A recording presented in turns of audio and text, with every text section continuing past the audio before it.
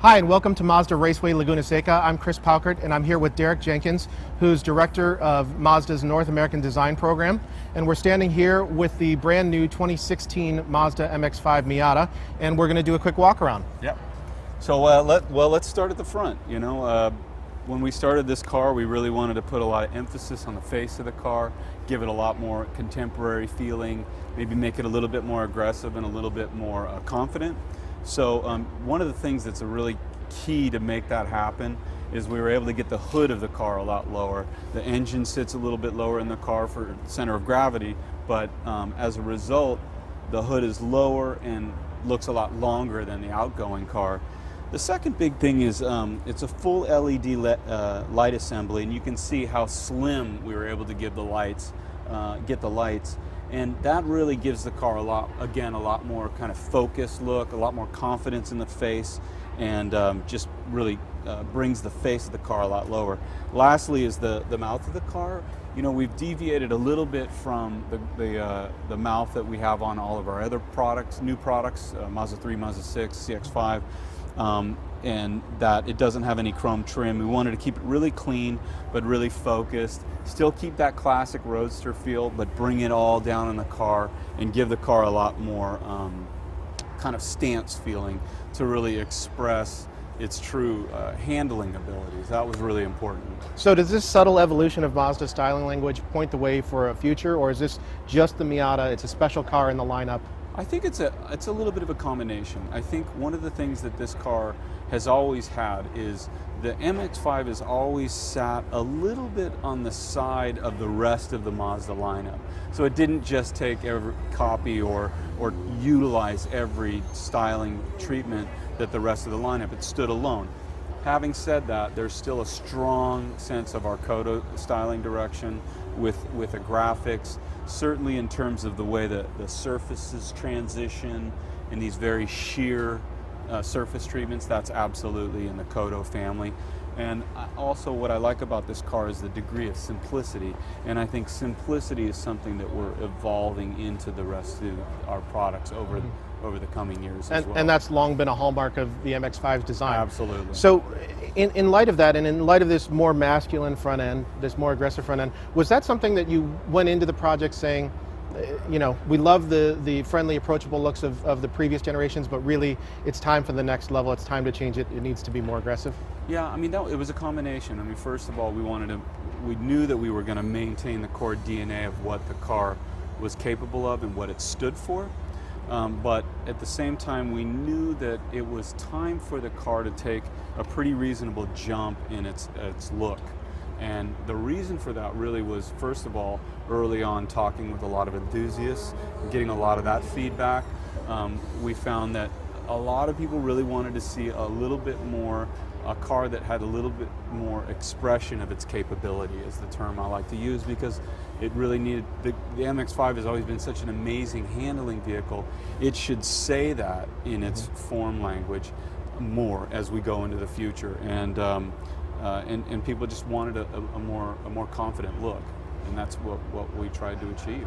And you can see that in the front of the car. It's got the wheels at the corner. It's got snubbed overhangs. It definitely has more of a glower to it. But can you walk us through the rest of the design and show where else that's evident? Yeah. So the side view of the car, to me, is kind of classic roadster, and but with a big push forward. For starters, that we've managed to sweep the A-post and windscreen a lot farther back, really accentuating this kind of snap at the front fender, making this look longer, and then drawing this very pure volume all the way down to the back of the car. And you can see how nice and full the body side is, totally free of any line work, again keeping it pure.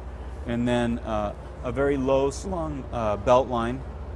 This is for that kind of visibility, driving visibility and comfort.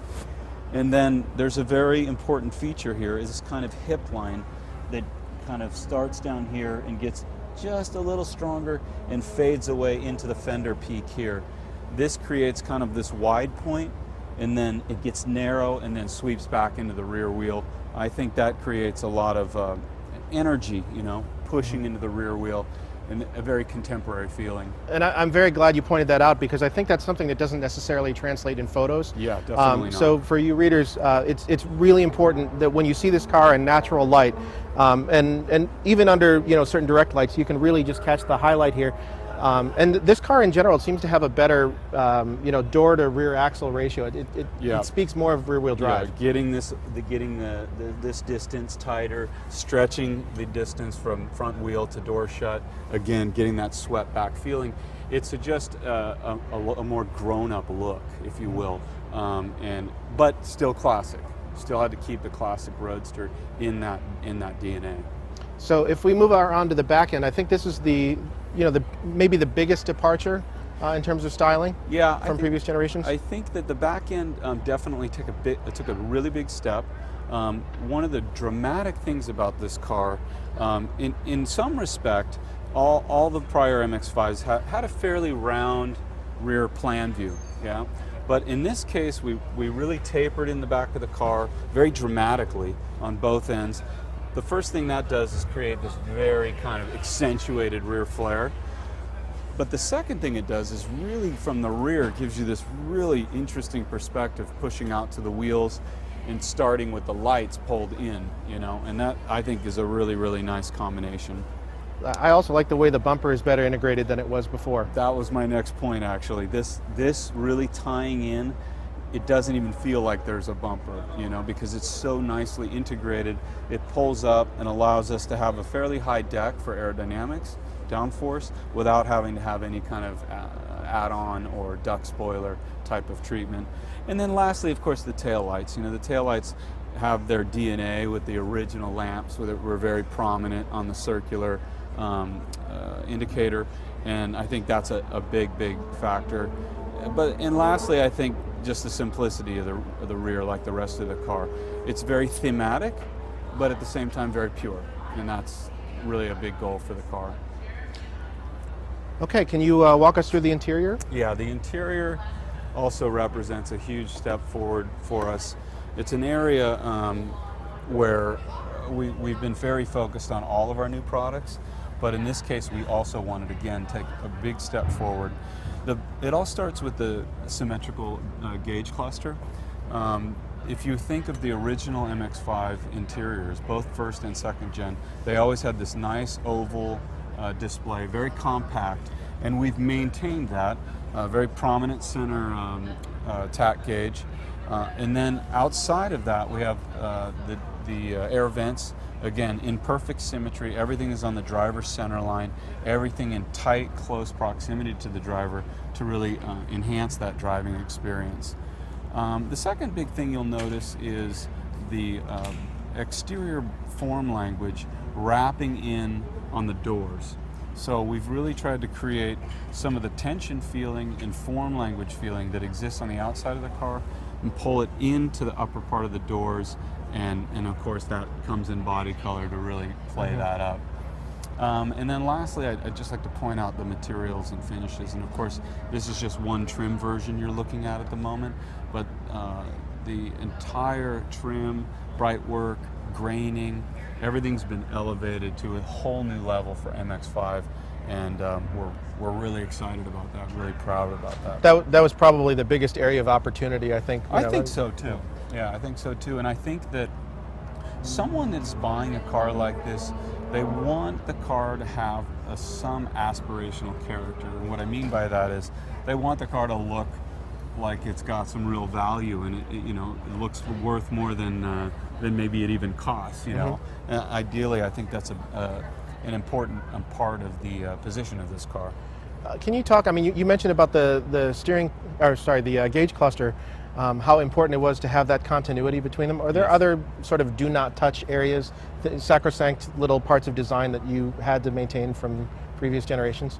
You know what? I think there was a lot of discussion about things like having this nice kind of geometric center console, or you'll notice that the shifter is very pure, low profile with a simple geometric shape. Those are the kind of things that we knew we had to have some of that fundamental simplicity in there versus doing some other kind of complex or more technology-oriented type of design, it had to stay pure like that and very simple. Another big thing is MX-5 interiors always had this very light quality about it, very airy. Even though it's compact, it always felt light, didn't feel like a big, heavy. And we really strived for that on this interior, keeping it light. You know, that basic idea of lightness had to come off on the design as well. So it was more in terms of general things. It wasn't like we were keeping specifics, you know. And having sat in this vehicle, I think you preserved that, the airiness and the thin dashboard form, and now having the screen that's sort of tablet-like in the dashboard that allows you to keep the rest of the dash low. And in fact, the whole car feels like it sits lower. And I mean not just on the wheels, but also the driver inside the car. And that was one of the things I think, you know, the faithful from the previous generations have always felt you sit a little too high. Yeah. The H point has come down, and I think you really feel that when you're in the car. And one of my favorite things about the car now too is with the hood contouring that's going on, with the high outer fender and then low center. From the new seating position, you have this perfect sight line out the car, and you get to see the fenders and the dipping down. It really changes your driving perspective, you know, and I really like that. Derek, thank you so much for taking some time and showing us your new baby, the 2016 Mazda MX-5 Miata. It's a gorgeous piece of work, and we're looking forward to driving it. Thank you so much. Thank you.